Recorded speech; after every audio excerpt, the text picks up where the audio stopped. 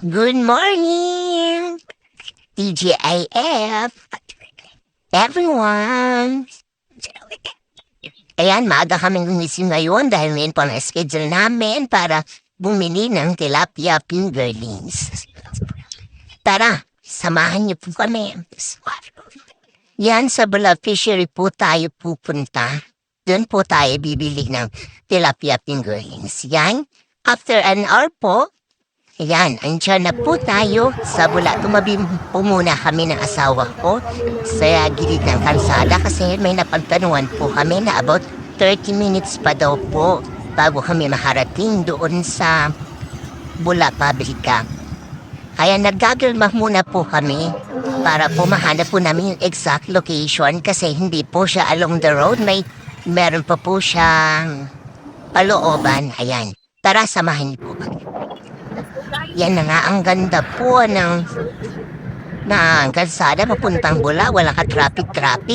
Kasi po maaga nga po talaga kaming umalis ng bahay kasi po hanggang 9 AM lang daw po sila nagbibigay ng tilapia fingerlings. Kasi po pag medyo tanghali na saka hapon na, medyo stress na daw po yung tilapia kaya hindi na po siya pwedeng ibiyahe.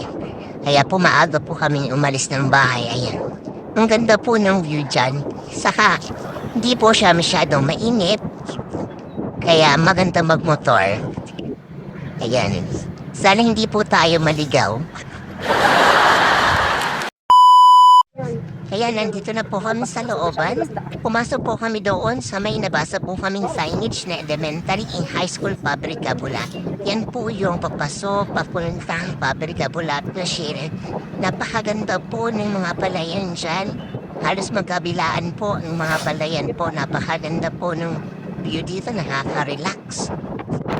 So napagtanawan po namin doon na yung may color blue daw na na bubong, yung mismong fishery. Ayan, after a minute, andito na po tayo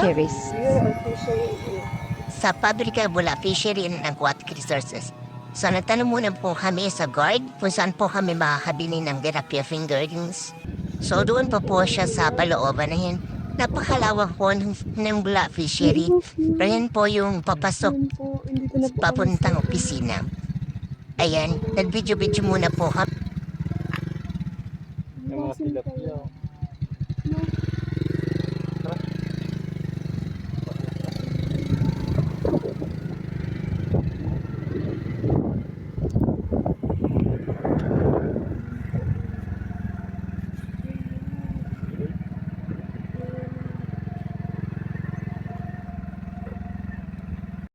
Ayan, dito po yung likod ng opisina nila. Yan ang paalam muna kay kuya na mag-picture kami saka kung pwedeng mag-video kami. Ayan, pumayag naman sila. Bibiit po dyan yung stop sa very approachable. Ayan po yung mga malalaking tilapia na. Nandiyan po sila sa mga box na to na may mga color blue. Yan po sila nilalagay pag mga malalaki na.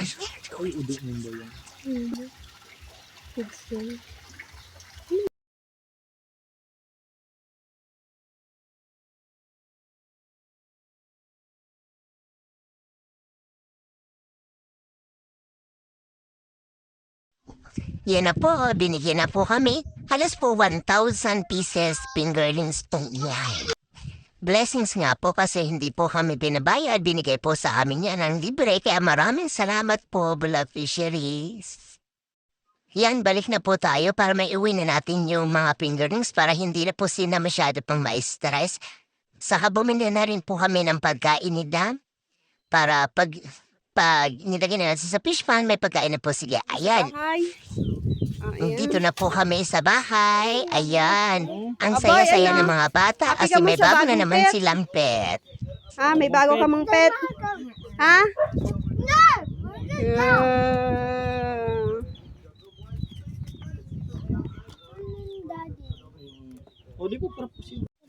So nakapagpahinga na nga po kami. Ngayon naman po, aayusin po namin yung net na lalagyan namin ng fingerlings. So, alisin po namin siya sa net na to kapag malalaki na po sila.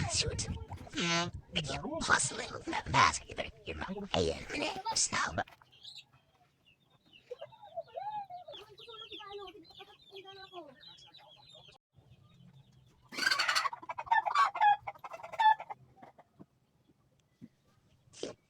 Yan, tapos na po.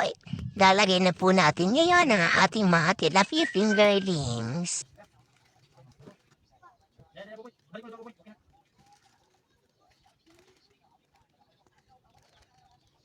Okay na. Gabos? Okay na. Ganda ng gabos? Dahil, Ano ba? stress na yan. Yun o. Ayan o, ang ganda ni Da. May isa man doon. Masaya na sila kasi nandyan na sila sa mas buwelong languyan. Wow. Maraming salamat po sa inyong panunood.